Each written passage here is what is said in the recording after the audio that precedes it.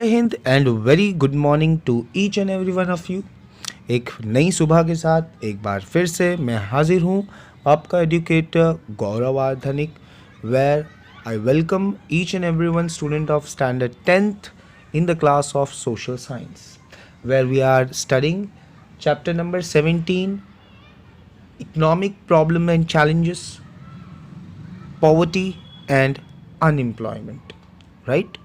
इसमें हमने अभी तक टोटल 4 लेक्चर्स देखे हैं, 4 पार्ट्स देख लिए हैं, जिसमें से फर्स्ट 3 में हम लोगों ने पॉवर्टी के बारे में चर्चा की थी, उसके रिडक्शन के बारे में चर्चा की थी।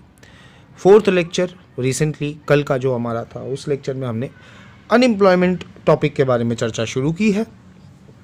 उम्मीद करता हूँ कि सभी लोगों ने वो लेक्चर देख लिया होगा, right? So after understanding the concept of unemployment, now it's time to move to see the proportion of unemployment in India.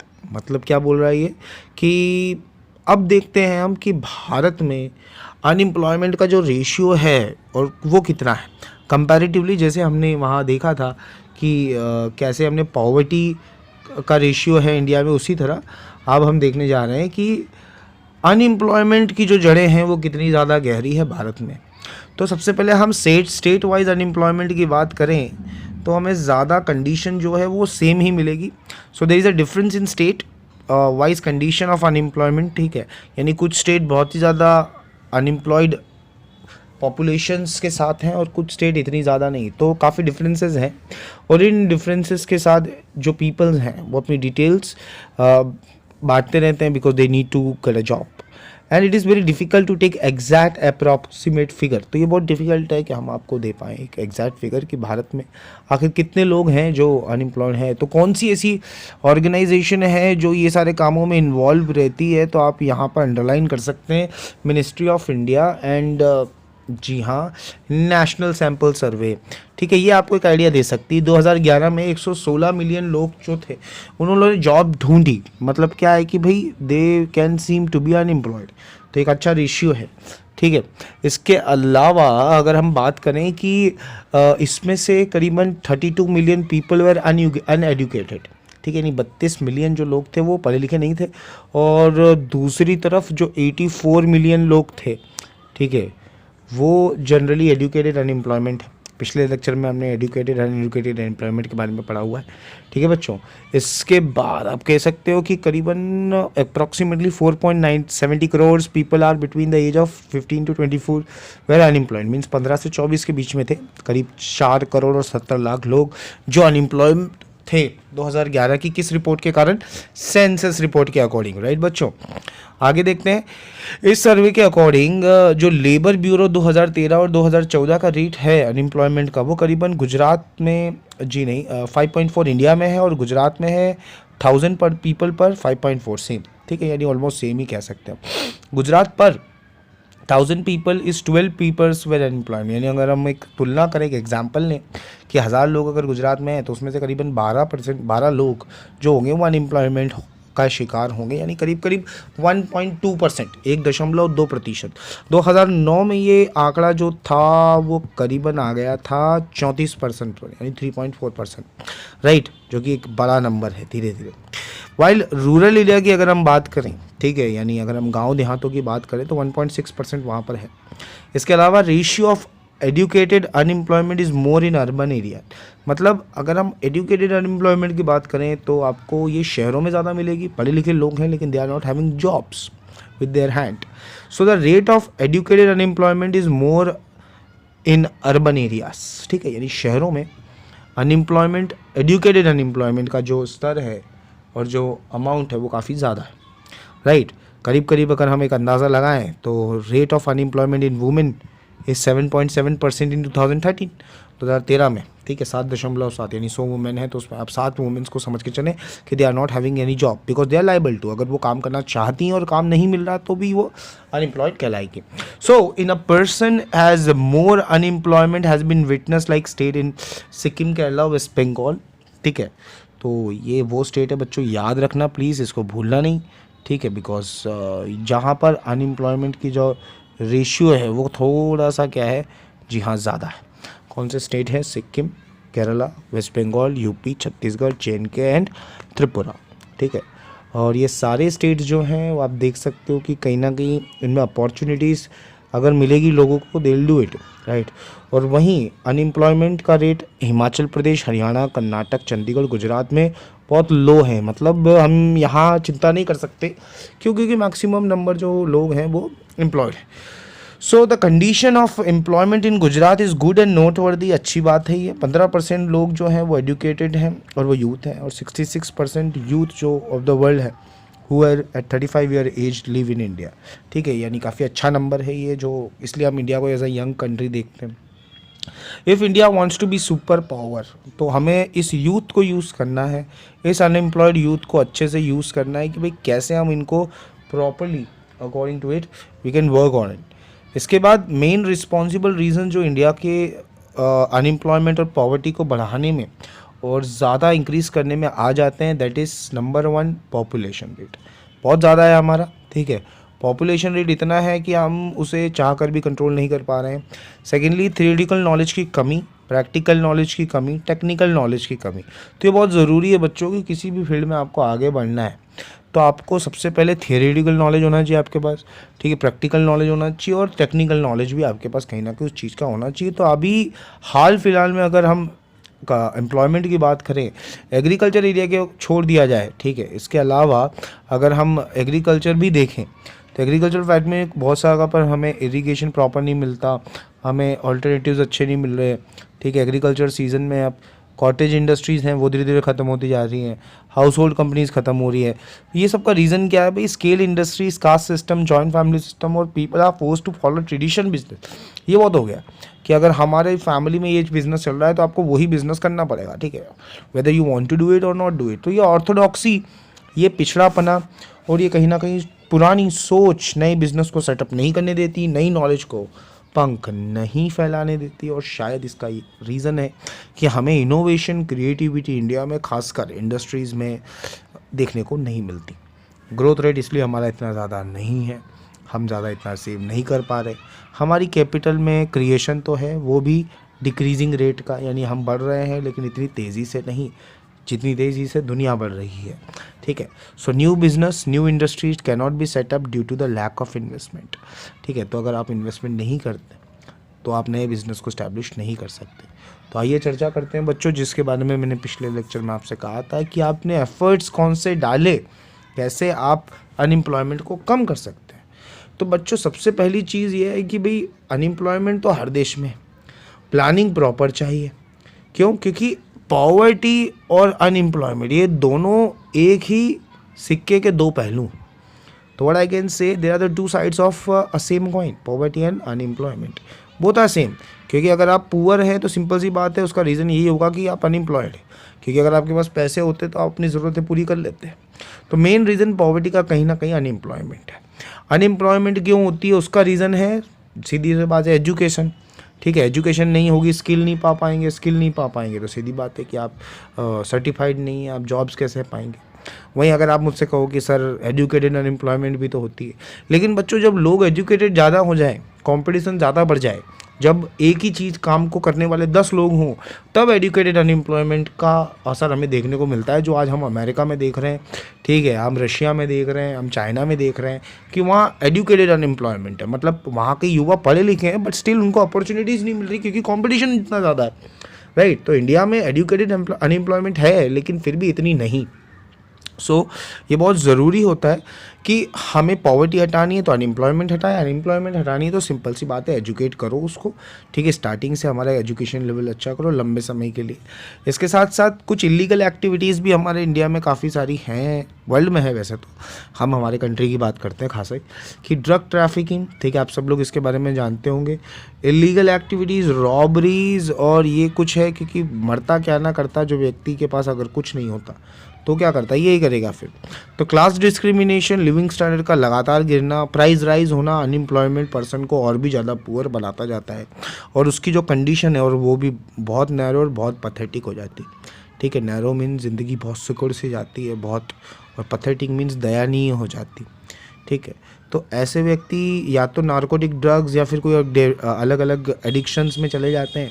तो ऐसे स्किलफुल युवाओं को ऐसे एडिक्शन से बचाने के लिए हमें बहुत ज़रूरी है कि ऐसे लोग अनएम्प्लॉयड होकर डिप्रेशन में ना जाएं। तो हमें करना क्या है? हमें सबसे पहली चीज़ तो यह है कि भाई इस गवर्नमेंट ने बहुत सारे अनएम्प्लॉयमेंट को हटाने के लिए प्रोग्राम्स बनाए। चलिए शुरू करते हैं, कौन कौन से प्रोग्राम हैं। सबसे पहला है कि by aim of high goal economic development of 10%।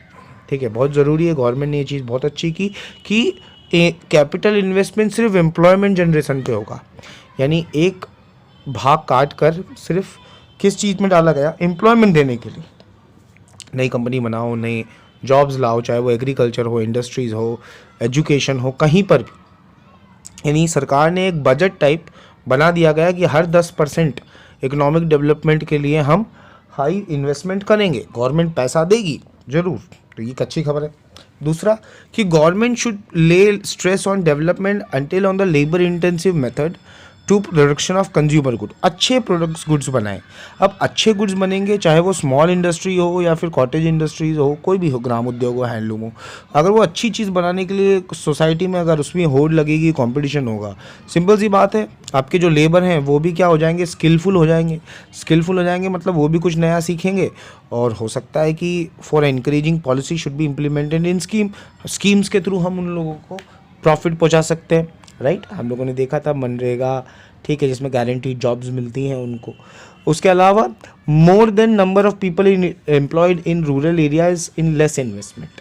ठीक है, तो एक नया मेथड है जिसमें हम गाँव में रहने वाले लोगों को किसी भी तरह एंगेज करें जॉब्स में। अब वो जॉब्स वहाँ पर जनरली कौन से होंगे, फार्मा और ये जो एग्रीकल्चर से होते हैं, इससे हटकर हम उसे कल्टीवेशन, अरेंजिंग वाटर, इलेक्ट्रिसिटी जैसे कामों में लगाएं, जिससे डेवलपमेंट भी हो गाँव की और साथ ही साथ उन्हें जॉब्स भी मिले। चाहे वो चेक डैम्स बनाएं, पॉन्ड बनाएं, कैनल, ट्यूबवेल जो भी बनाएं, अपने गांव में रह के बनाएं, उनका स्टैंडर्ड भी इम्प्रूव होगा और जॉब्स भी मिलेंगे। इसके अलावा गवर्नमेंट जो है वो agriculture, poultry farm, fishery, cattle rearing, dairy industries programmes like afforestation में भी लोगों को इंक्लूड कर रही है, इंडल्ज कर रही है, ताकि लोग जो हैं वो कमाई के अवसर प्राप्त कर सकें, and they can get a job and they can earn the money for them and their family. इसके साथ साथ इंडिया में खासकर अगर हम माइग्रेशन की बात करें तो बहुत सारे जो लोग हैं वो डिस्करेज होकर एम्प्लॉयमेंट ना मिलने के कारण यहाँ से वहाँ चले जाते हैं। तो ऐसे लोगों को रोकने के लिए हमें एग्रीकल्चर को और स्ट्रॉन्ग करना पड़ेगा। ठीक है, और organic farming, dry farming, multi cropping, ये कुछ तरीके हैं जिससे हम अच्छी एजुकेशन के साथ साथ ना सिर्फ हमारे प्रोडक्ट को इंक्रीज़ कर सकते हैं बल्कि माइग्रेट हुए लोगों को भी इजीली इंडिया में कन्वर्ट कर सकते हैं। डेवलपमेंट की हम बात करें तो रूरल एरिया में health facilities, education facility, drinking water facilities, electricity, road, banking, insurance, internet, ये सारी सुविधाएं उपलब्ध करवाओ। उपलब्ध करवाने के लिए जो मैन पावर लग रहा है उस मैन पावर को इंक्लूड करो। सिंपल सी बात है, डेवलपमेंट की डेवलपमेंट और एम्प्लॉयमेंट की एम्प्लॉयमेंट। राइट, इसके बाद ना सिर्फ लोगों की क्वालिटी लाइफ इंप्रूव होगी रूरल एरिया में, बल्कि जो आप ऑब्जेक्टिव चाहते हो वो भी ऑब्जेक्टिव पूरा हो जाएगा।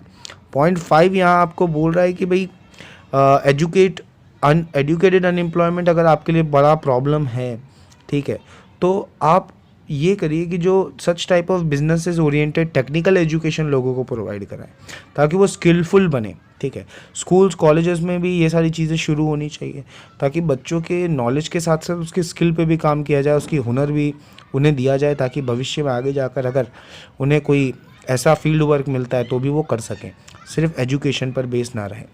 इसके अलावा प्रोडक्शन, एम्प्लॉयमेंट और इनकम जैसी चीज़ों को इम्प्रूव करने के लिए, लाइफ स्टैंडर्ड इम्प्रूव करने के लिए गवर्नमेंट लगातार काम कर रही है और इसीलिए गवर्नमेंट ने पॉइंट नंबर 6 में make in India, skill India, digital India जैसे 3 बड़े प्रोग्राम लॉन्च किए। ठीक है, make in India, skill India और डिजिटल इंडिया, नाम याद रखना बच्चों इन तीनों, ताकि स्टैंडिंग यूथ को, एंथुसियास्टिक यूथ को प्रॉपरली यूज़ किया जा सके। उन्हें प्रॉपर ट्रेनिंग दी जाती है, टेक्निकल कॉलेजेस बनाए गए हैं, उन्हें एडुकेट किया जाता है, वोकेशनल करिकुलम में उनका मॉडर्न टेक्नोलॉजीज़ के थ्रू पैसा उनसे एक भी नहीं लिया जाता। और यही कॉलेज इंस्टीट्यूशंस आगे जाकर आज जो IIT IIMs में हैं, ठीक है, इस्टेब्लिश हो चुके हैं, बड़े बड़े बन चुके हैं, तो यहाँ पर भी आपको क्वालिटी एजुकेशन देखने को मिल जाती है। राइट, पॉइंट 7 देख लेते हैं हम लोग कि एम्प्लॉयमेंट जो है, specially employment in the new areas is the plan of man power.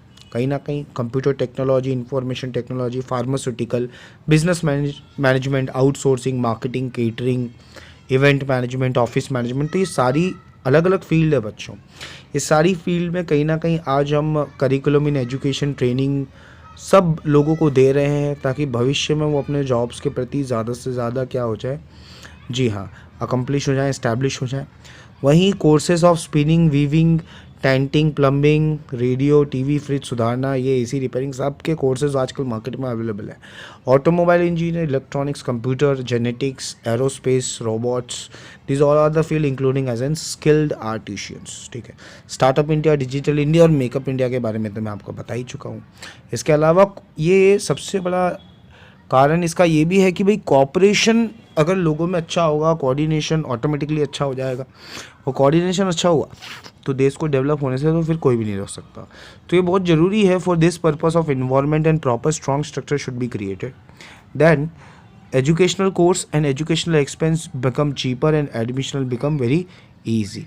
ठीक है, ताकि प्रोडक्ट भी अच्छा बने, चीज़ें भी सस्ती हो जाए और साथ ही साथ उनको और बेटर वे में मिले।